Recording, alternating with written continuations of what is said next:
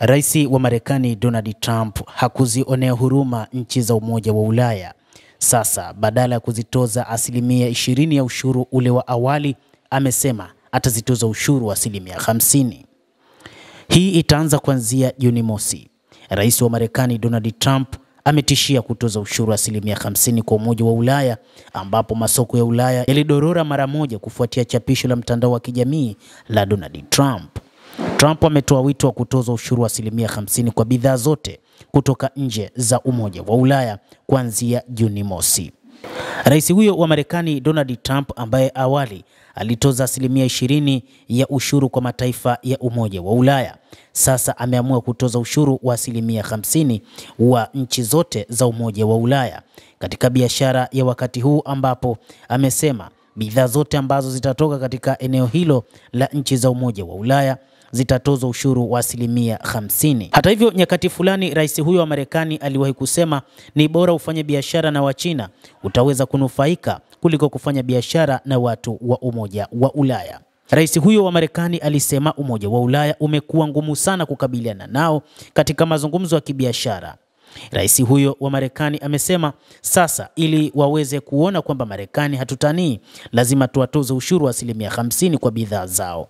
Pia alilalamika kuhusu vizuizi vikali vya biashara vya Umoja wa Ulaya, ushuru wa VAT, adhabu za biashara za kejeli, vizuizi vya kibiashara zisizokuwa za kifedha, udanganyifu wa fedha, mashtaka yasiyokuwa ya haki na yasiyokuwa ya haki zaidi dhidi ya makampuni ya Marekani. Na zaidi ya hayo, mwishoni mwa chapisho hilo, Trump aliwakumbusha wasomaji kwamba bidhaa zinazotengenezwa Marekani hazitozwi ushuru.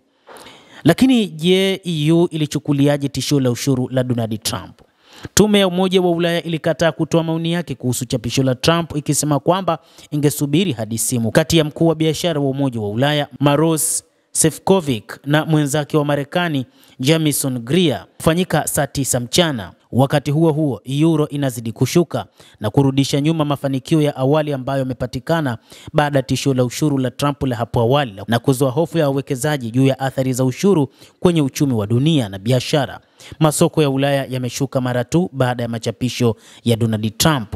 Huko nchini Ujerumani, soko la hisa inayoundwa kwa kampuni 40 kubwa zaidi za Kijerumani za Chips Blue zinazouzwa kwenye soko la hisa la Frankfurt imeshuka haraka hadi kupata hasara ya asilimia 1.9, wakati huko Ufaransa imeshuka kwa asilimia 2.4. Kwa mujibu wa rais wa Marekani, anasema kwamba majadiliano yetu hayaendi popote, kwa hivyo ninapendekeza ushuru wa moja kwa moja wa asilimia 50 kwa jumuiya ya Umoja wa Ulaya kuanzia Juni mosi mwaka huu 2025, aliandika kupitia mtandao wake wa kijamii wa Truth Social.